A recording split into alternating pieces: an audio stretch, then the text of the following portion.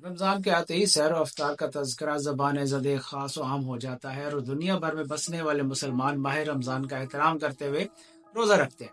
رمضان کی آمد کے ساتھ ہی پکوڑی اور سموسے جیسے پکوان گھروں میں بھی بننا شروع ہو جاتے ہیں اور شربت سے لگاؤ رکھنے والے لوگ اپنے افطار ٹیبل کو اس سے لازمن سجاتے ہیں۔ پاکستان ہی نہیں بلکہ انڈیا میں بھی سماجی رابطے کی ویب سائٹ ٹویٹر پر رمضان کے ایک روایتی اور مقبول ترین مشروب کا نام آج کل ٹرینڈ کر رہا ہے، مشروب مشرق روح افزا۔ گزشتہ کئی دہائیوں سے بہت سے لوگوں کا پسندیدہ مشروب رہا ہے اور رمضان کے مہینے میں اس کی مانگ میں ہمیشہ اضافہ دیکھنے کو ملتا ہے۔ عزیز حسن رضوی نامی صارف کے مطابق روح افزا کی رمضان میں ایشیائی مسلمانوں کے لیے وہی اہمیت ہے جو پالک کی کارٹون کریکٹر پوپائی کے لیے تھی۔ اس مشروب سے پیار کرنے والے افراد کھل کر اس کا اظہار کرتے دکھائی دے رہے ہیں۔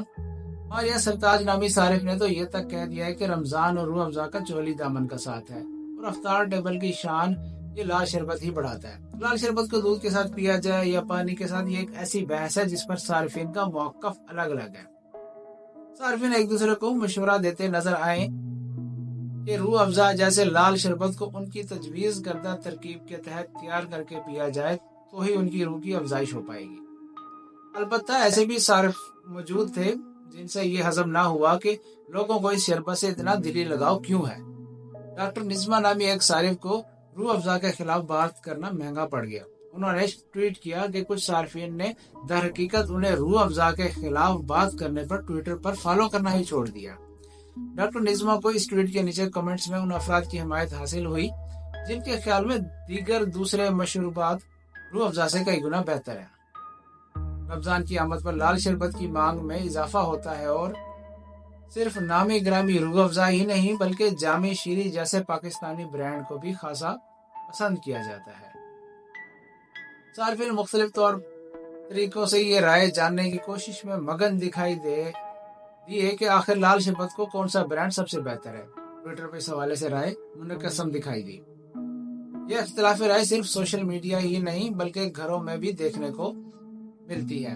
ایک صارف نے لکھا کہ کیسے انہیں جامع شیری پسند ہے مگر ان کے بہن بھائی روح افزا کو ترجیح دیتے ہیں۔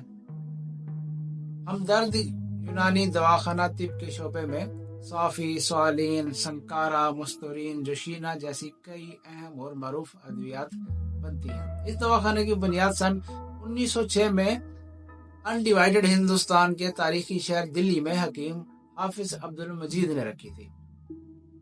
تقسیم ہند کے بعد حکیم حافظ عبد المجید کے چھوٹے بیٹے پاکستان چلے آئے جہاں انہوں نے ہمدرد قائم کیا اور وہاں بھی روح افزا کی تیاری ہوئی۔ رچیکا تلوار نامی ایک صارف نے اس تاریخ کا حوالہ دیتے ہوئے لکھا کہ روح افزا ان لاکھوں دیگر چیزوں کی طرح ہے جو پاکستان اور انڈیا کو جوڑتی ہیں۔ ایک مخصوص لال شربت کو بنانے والے مختلف برانڈز اپنی اشیاء کو پاکستان اور انڈیا کے علاوہ مختلف ممالک میں بھی فروخت کرتے ہیں۔ ہیل فرڈیننڈ نامی ایک صارف نے لکھا کہ کس طرح انہوں نے امریکہ میں ایک انڈین دکان سے پاکستانی روح افزا خریدا۔ روح افزا سے لگاؤ کی گواہی سن 2019 دے سکتا ہے کیونکہ اس برس انڈیا کے بازاروں میں روح افزا کامیاب ہو گیا تھا۔ مارکیٹ میں اس مشروب کی کمی کمپنی کے مطابق بعض جڑی بوٹیوں کی عدم دستیابی کے باعث تھی جو روح افزا کو واقعتاً روح افزا بناتی ہے۔ اس کمی کے باعث ٹویٹر پر ایک طوفان برپا ہو گیا تھا اور انڈین صارفین نے شربت دستیاب نہ ہونے پر اپنے غم و غصے کا اظہار کیا۔